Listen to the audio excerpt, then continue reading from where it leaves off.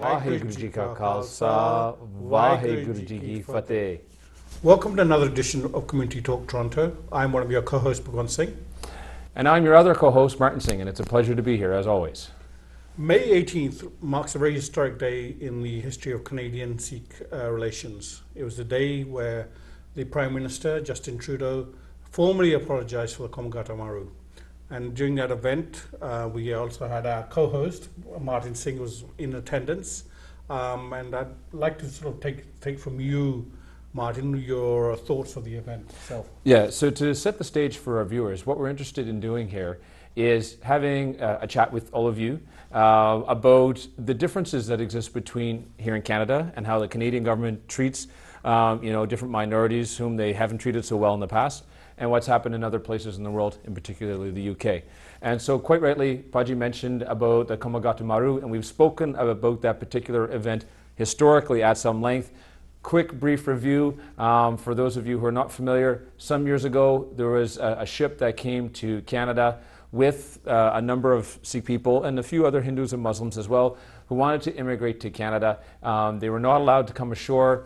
They were kept on the boat for a period of 2 months under squalid conditions, and they were then returned to India, whereupon 19 of them were killed and a number of other were imprisoned. And the Sikh community has for many, many years been carrying out basically an activist campaign to try to get this particular issue resolved. And there had been some progress in the past, meaning that there was a previous Prime Minister who addressed it more, you could say, on-site out on the West Coast. But what we had been really looking for is for the apology to happen on the floor of the House of Commons. And the reason for this, for those of you not familiar with Canadian politics or some of the other issues, is that we've had other historical events in the past. For example, the residential schools issue among Aboriginals, the treatment of Chinese immigrants, particularly with the building of the Canadian Railroad, and also with the Japanese folks who were all basically put in prison and lost property and suffered personal injury and whatnot during World War II. And so they had been apologized to in the past, and so we are looking to get our particular issue of Komagata Maru addressed as well. So with that as the background, Paji's quite right. This past May 18th, in the House of Commons, the apology was set, and I was there. And so what it was is that after question period, each of the various leaders of the respected parties in the House of Commons, including leaders of parties who are too small to be recognized, had an opportunity to speak and address the issue. I myself was in the visitors gallery along with many, many others, and we are quite fortunate enough to have Sikh people quite literally from right across the country in attendance. In addition to that, we were very fortunate also to have the President of the European Parliament in attendance as well. I don't think he came for the Komagata Maru, but I thought that given the situation with, minority issues in Europe, I think it was, quite fortuitous coincidence, we will call it, that he was president to view that. As well, there was at least one premier that was there. I know Christy Clark, Premier of British Columbia, was there as well. So we just want to play a small clip of the apology itself. Mr. Speaker, today I rise in this House to offer an apology on behalf of the Government of Canada for our role in the Komagata Maru incident. Martin, I mean, on a personal level, how did you feel at during the apology or after that, and what was the reaction of the community? Well, it was very well done, and when I say very well done, it was well done on all ends. So to start it off, as folks may have seen in the video, they had the Prime Minister who spoke first. And then it was followed up by the leader of Her Majesty's Opposition, the Conservative Party, and then the leader of the New Democratic Party, and then you could say the leader in the House, because the parties aren't recognized, so they don't have enough seats, of both the Bloc Québécois and then the single member from the Green Party, Elizabeth May. And one of the reasons why it was done so well is because none of the political parties were really looking to score points with this. And we know that this is exceedingly rare in politics. What happens, whether it be this particular issue or others, is that what happens is that often they'll apologize, but then they'll use it to strike out at one of their political opponents.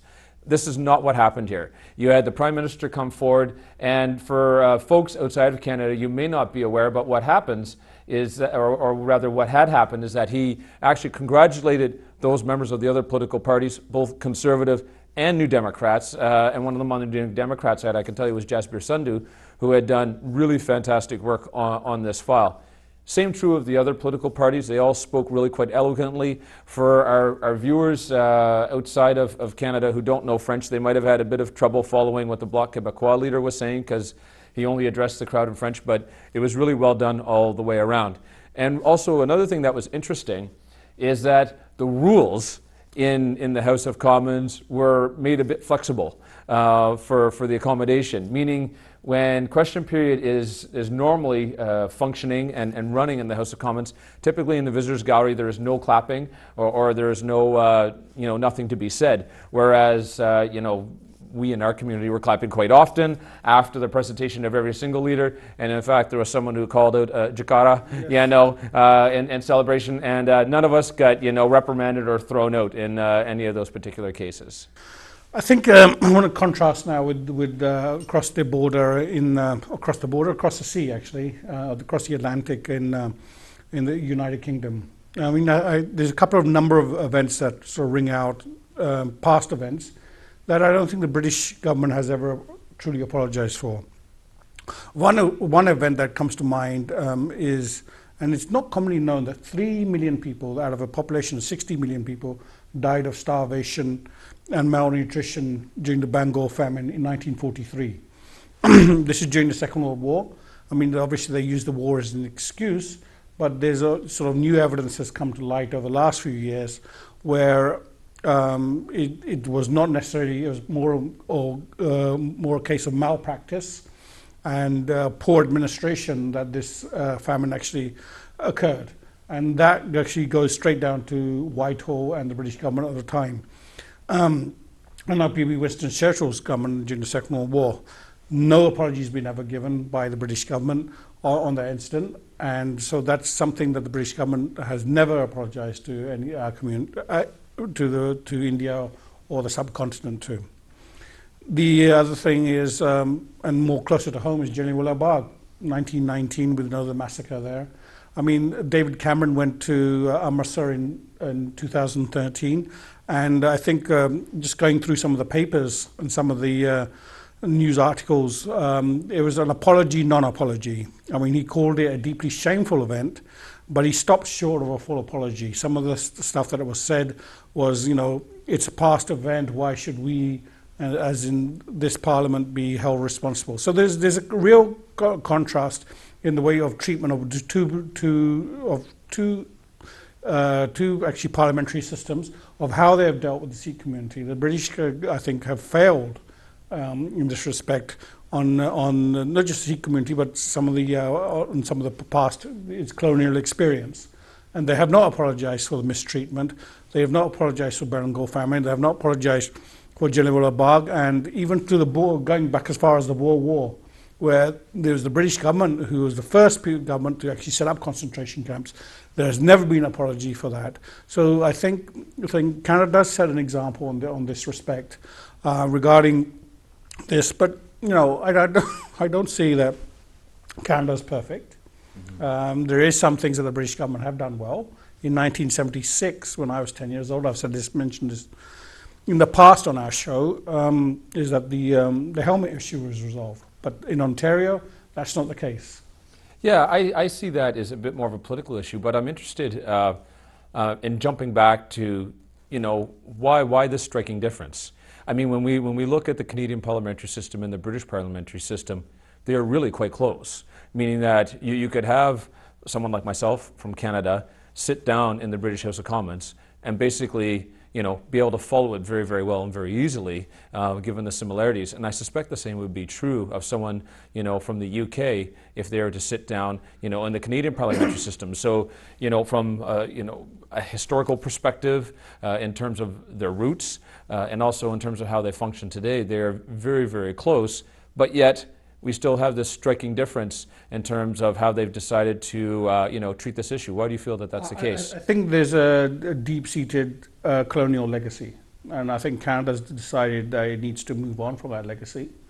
Britain, though it's moved on, but it's worried about things like reparations and that sort of thing. I mean, there's been demand from Egypt, for example, return of the Elgin marbles. I remember that distinctly when I was in England. So I think there is a contrast in the way the British government views its history and the way the Canadian government. Canada, I think, is more progressive in that sense. On that issue, that they're trying to move forward by trying to correct past wrongs. The British approach has been, yes, there has been some wrongs, but we're not going to apologise for them because we don't want to set precedents, and we don't want, because it's such a deep-rooted, longer history. I mean, the empire covered, what is it, 3/4 of the world, or something. The sun never set on the empire. Mm-hmm. So in every place where the British Empire went, not all of it's been a rosy picture, and there has been attempts. Some British historians do mention that they actually view the empire as a positive exercise. So it's the legacy of empire in today's environment. And I don't think the British parliamentary system, Parliament, or the British people has come to judge its empire as we have done wrong. Whereas Canada, for example, with its First Nations, there is no doubt that it has done wrong. The residential school system, which was only 1960s, if I. Yeah. That's 1960s is when it was more coming to a close, but I mean it went on. It started much earlier than that, certainly. So the Canadian government has recognised that there has been wrong done, whereas the legacy of the British Empire. I mean, there are those who say. Historians would argue that the empire was a very positive exercise. It brought the railway system to India, for example. Mm-hmm. Now, what was the railway system bought for? I mean, I let our viewers, think about that. But so the narrative, the narrative discourse in the UK has not moved to a point where they are truly regretting and truly apologising for the British colonial history. So you mentioned the term of reparations, right, or basically paying for damages in effect, right? Do you think that that's really an overriding concern? And the reason why I bring it up is because, for our viewers outside of Canada and even for our viewers inside of Canada who may not be aware, there have been differences in this regard inside of Canada, meaning some of those groups who have been apologized to have gotten reparations, and then others, including our own community with the Komagata Maru issue, have not. And I'm not sure that the Sikh community necessarily needs to go down that path here in Canada and look for reparations, but again, the similarities are striking. We have the common law system here. In the UK, they have the common law system there. If we're able to facilitate these apologies without a lineup of lawsuits, why is that not the case in the UK, or why would they be so concerned? I think they are worried about reparations. I'm not so sure, and I do look to our viewers actually in the UK because, like I said, I've been here since 2007, mm-hmm. So I'm starting to lose the day-to-day reality of what actually happens in the UK. But reparations were one issue, but I think there's also this legacy that they wanted this. At least we were taught in the school system when I was growing up that the empire was a positive, right? It's not that they actually went and colonized people. They said they brought civilization to people, right? And I distinctly remember when I was in junior school, which would have been about 10, 11 years old, and my teacher saying, we brought you the railway in India to all the Asian kids or people of South Asian ancestry in our class, mm-hmm. As if our people had nothing, mm-hmm. right? And so that narrative and that discourse hasn't gone, I don't think, or been eliminated. I'm sure, it's still there in perception. Do they teach about Jallianwala alongside the railway, or do they just sort of skip over that piece? They skip over. It was more, this is when I was growing up, so I mean, I won't give my age away, but it's quite a number of years ago. Sure. Right? It's pre-beard, I'm afraid. That's it. Understood. And so at that time, the narrative is very different from possibly there has been some advance from that. And I think in future, I don't think the British, the Sikh community, as well as along with other communities, should actually give up on the idea of getting a full apology. They have now a template where Canada, the Canadian Sikhs have been able to get apology. Canadian Sikhs, I say, and other South Asians, because it wasn't just a Sikh event, Komagata Maru, it was a South Asian event. And so there is a template, and I think the Sikh community, along with other communities, needs to revisit this issue. And again, when they come around hunting for votes, then that is probably a time when the Sikh community in the UK needs to make this issue know that we're looking for an apology. Look at what Canada has done. Yeah, well, it's interesting that you mentioned the political side of it, because, you know, for those folks who are watching the video or who have followed it, because of the narrow camera angle that sometimes exists, you know, in the House of Commons, they may not have noticed that in the front row during the Prime Minister's apology, we had 3 people wearing turbans there, right? And so for those folks present, that wasn't lost on them.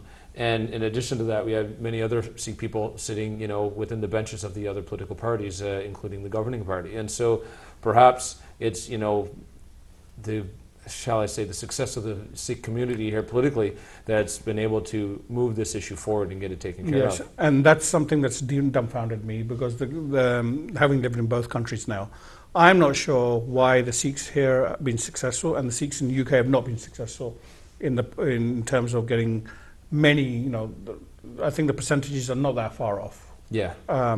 But yet we've been able to get more success here and not in the UK. I did this, thought did occur to me, is what does it mean to be Canadian? What does it mean to be British?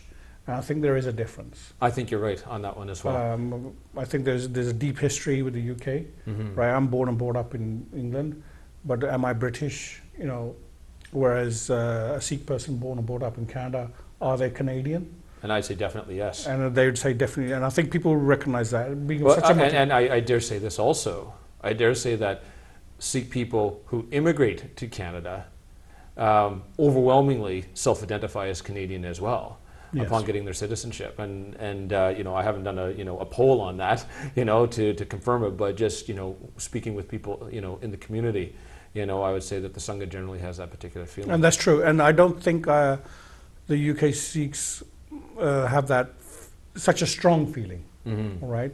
That there are so that legacy of racism, legacy of empire, legacy of colonialism still remains, and Canada's way in front there, I think. Yeah, there's another outstanding issue in terms of, you know, British-Sikh relations, so to speak, that has come up that's not resolved. But this one's even more difficult, I guess, from a solution perspective. That's of the Koh-i-Noor diamond, because if it were to be returned, to whom does it get returned?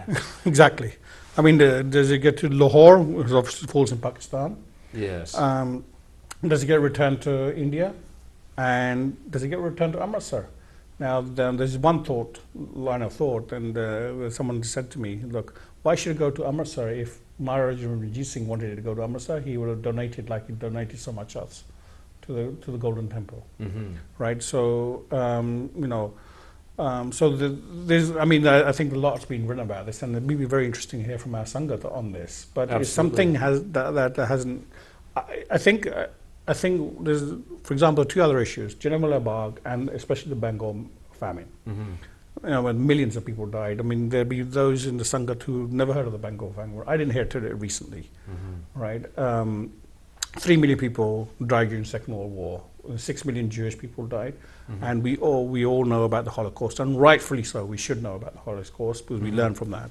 I think, based on that, the Bengal famine is another something else that the people of South Asian ancestry should all be taught about. Not just South Asian, but everyone should be taught about in school, about the malpractice and maladministration of the British government. That needs to be apologized for. Jallianwala Bagh needs to be apologized for properly. But that, I think, is going to take a lot of lobbying and effort on part of the community. Quite right. Earlier in the show, you had mentioned that, you know, despite the advances that Canada's made, there still remain some challenges. Yes. Whether they be locally, and for our viewers, we're based out of the GTA, I mean the Greater Toronto Area here in Ontario, and we had the helmet issue that you talked about, meaning that Sikh folks, I mean, we often talk about it in terms of being able to ride a motorcycle, but it's certainly our truckers and whatnot that are working on industrial and commercial sites. They get out of their truck, and for 5 minutes they have to change up into a helmet and then change back whenever they're loading or unloading, among other things. It's a big issue, and so there's still some work to be done. In addition to that, there's an issue that I think you know a lot about that disproportionately affects the Sikh community, and that's of agency workers. Yes, I mean, look, we compared and contrasted the UK to Canada in terms of some of the political situation. There are things that the UK is better on. And this does affect our community disproportionately, is agency workers. The type of work that is growing in Canada tends to be part-time and agency workers. I mean, full-time jobs with decent salaries and decent pay structures and decent benefits. They're few and far between, and a lot of our community still are agency workers. They are basically waiting on the end of a phone for a telephone call, especially newer Canadians and newer immigrants. They call them newer Canadians here, but which is actually a positive term. It's actually a positive way of describing the immigrant population here. So they're waiting for the end of a telephone call and telephone line. So I think our Sikh politicians also need to be, as well as they've done a good job, and they have to be commended for what's been done on the Komagata Maru apology. There's these two issues: is the helmet issue, which is a local issue, local in the sense that it's a provincial issue. We have how many MPPs? About 4 or 5 at least I can think of, of Punjabi Sikh ancestry in the ruling party. And obviously this bill has been introduced by Jagmeet Singh, the member for the New Democratic Party, the deputy leader of the New Democratic Party, regarding the helmet issue. So this is something that we would like leadership from our MPPs, member of provincial parliament, to put this issue to bed, as it were. Yeah. So this particular item, I think, will get done. In good time, and as you mentioned, Jagmeet Singh, among others, has been doing some work to make it happen. And I should also say too, we shouldn't overlook the fact that there have been, community leaders in the Sangat here throughout Ontario who have been working very hard on this particular issue as well, because you see it profiled in the various Nagar Kirtans and whatnot. Yes. The agency one, though, I think is a bit more of a challenge, right? Like, I don't see this one going away. And in addition to that, though, I think we may find allies in the broader, Canadian community, in that, yes, it probably first was done on the backs of immigrant people, but then now it's starting to spread out to the broader non-immigrant community, and starting to grab them in. Yes, and this is very true. I mean, Canadian Labour Congress, which would be the equivalent of TUC in the United Kingdom, they were actually running campaigns. Workers' Action Centre, which is another workers' right organisation, is running campaigns to actually get treatment where agency workers are treated as the same sort of have terms and conditions of employment that are comparable to or equivalent to those of permanent employees. And that would actually get rid of the need for agency workers, because agency workers are exploited. And they're basically, there's no benefits, and they're waiting, they're like daily wages. Well, let's just chronicle it quickly in the last 2 minutes that we have left here in our show. Wages are less, lifestyle is miserable, no benefits, and really truly no hope of full-time work, because as soon as they come close to what are the critical mass or the thresholds to go to full-time work, they're let go. Basically in favor of another agency worker and another company, or indeed in the exact same company, and so they can't possibly win no matter where they turn. Yes, exactly. I agree with you, and so that's something that we're looking to our MPPs to actually work on, and actually try to get some sort of equivalency. And the European Union has, along this line, is much more advanced than we are here in North America. So, I mean, if we just sum up this show a little bit, there are some positive things that have happened. Komagata Maru apologies are positive. We can compare and contrast with some of the stuff that the UK still hasn't apologized for formally.